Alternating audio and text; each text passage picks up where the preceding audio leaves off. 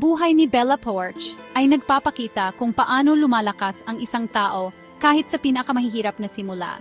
Lumaki siya sa mahirap na kalagayan sa Pilipinas at sa edad na 17, naghanap siya ng paraan para makatakas sa pamamagitan ng pagsali sa US Navy.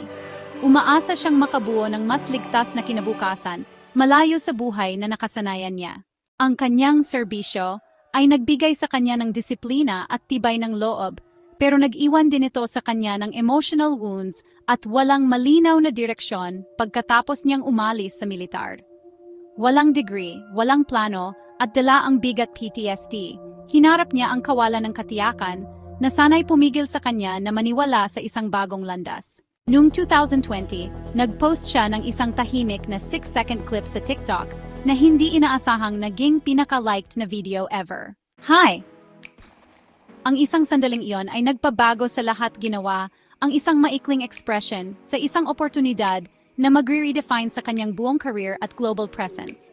Ginawa niyang musika ang momentum na iyon, partnerships, at isang multi-million-dollar brand pumirma sa Warner Records at gumawa ng content na umabot sa daan-daang milyon.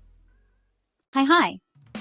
Ang kanyang pag-angat ay nagpapaalala sa mga tao na kahit sa pinakamahirap na chapters, posible ang reinvention kapag ang tapang ay nakatagpo ng oportunidad.